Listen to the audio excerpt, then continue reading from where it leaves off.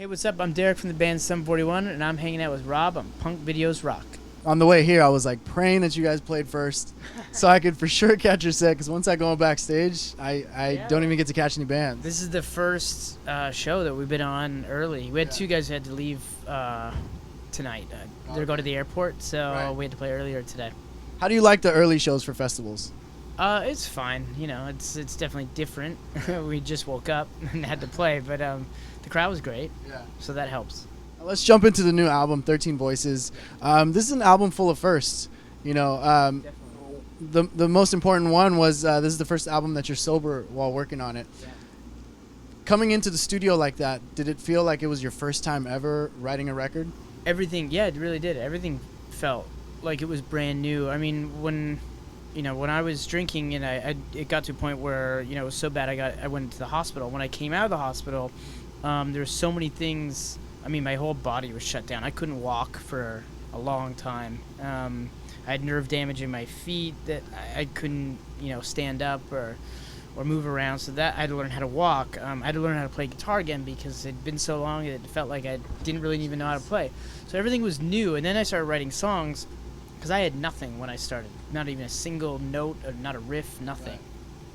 And when I started writing, it felt like I had to learn how to write songs again. Everything was brand new. Now, was this like your rehab? Like being in the studio and writing this record, was that like the rehab for you? Yeah, definitely. I mean, having a record to write and a tour to go on, eventually in the future, having that, in my mind, kept me sober. It kept me moving, kept me working and pushing and trying to recover. It's the reason why I recovered, if at all, but as quickly as I did. Yeah. How does it feel going on stage now performing these songs now that you're fully, functioning?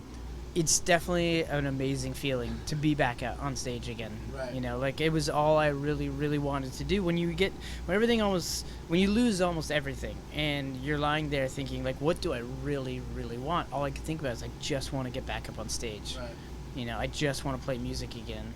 Now, before you had mentioned something about Walking Disaster, that it was one of your toughest songs to write because it was so personal. With this record, did you find another song like that when creating it?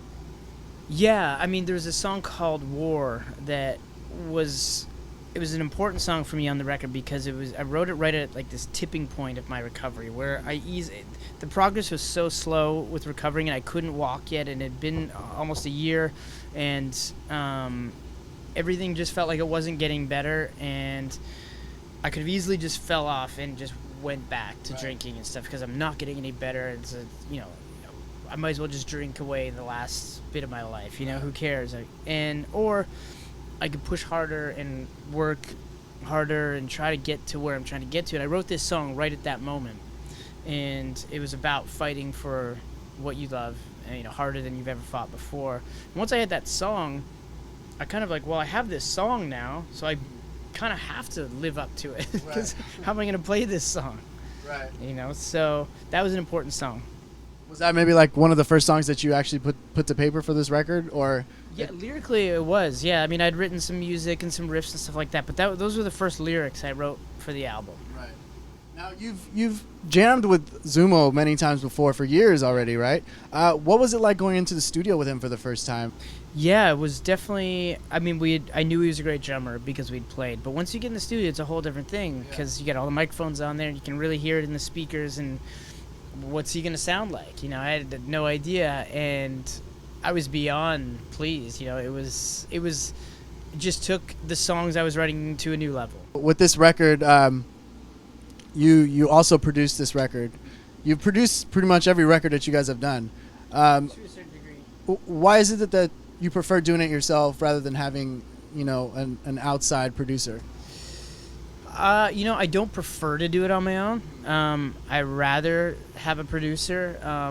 But every time we meet with a producer or start working with a producer, it just doesn't quite go the way we want it to go. It just sort of like we have the songs, I have demos, and then we take it to a producer and they start changing into a way that doesn't feel as good to all of us. So we end up going back to what I had already done. And so, And especially the way I record now, or the way I write songs now, is I record them as I'm writing them. So, once a demo is finished, it's kind of like that's the album version too. So is that a faster way for you to release a record also? Not really. No. No, it takes longer because I'm doing all the work of the producer and the writer and the performer. So it takes a long time. Now with the title 13 Voices, what is the significance of the 13 Voices? 13 Voices sort of represents all the chaotic noise that was going on in my head at the time while I was trying to write, because I had all these things that were going on in my life outside of music, like recovery, physiotherapy, sobriety, and going to support groups like AA and things like that, and just all these. Everyone sort of had an opinion on what I should be doing, and I had all my own thoughts about the music, which was already loud enough in my head. When you're sober, that's the biggest thing that was different for me writing this album. I never get out of my head. When I used to be done writing for the day or recording, you'd go out and you'd go drink and party and do whatever. You wake up the next day and you talk about how crazy last night was, and you're like, I should get some work done now, and then you're off, and then you go back to, it's a cycle, Yeah. And then this time being sober, it's like the music never left my head. If I was done work and I wanted to go out for dinner or I wanted to go to bed or whatever it is, you just lie there. It's just you're analyzing and thinking about lyrics, and it's just so much noise in my head. And it's like at one point I said, I feel like I have 13 voices in my head all the time. So that's what it means. And with the sobriety now, is it harder to be on tour because alcohol and drinks and whatnot it's around you?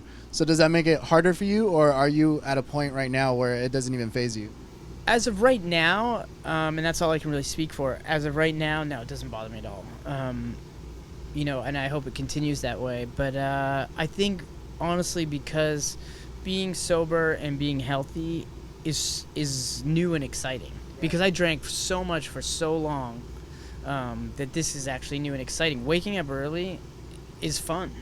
For me now. I was usually up till the morning, but no, now it's like doing what I'm doing right now is new and exciting, and that's what keeps me sober, probably. That's awesome. Now, earlier this year, actually, I hung out with Ludacris, and I was talking to him about 2005. Oh, yeah. You guys did a remix with him, and I was curious. I asked him why he wanted to work with you guys, because he's a big fan of punk rock, and so he was just excited that you guys got to work together. But I want to know your side of the story. Why did you want to work with Ludacris, and what was it about Ludacris? Well, I mean, we've always loved hip-hop, rap music, too.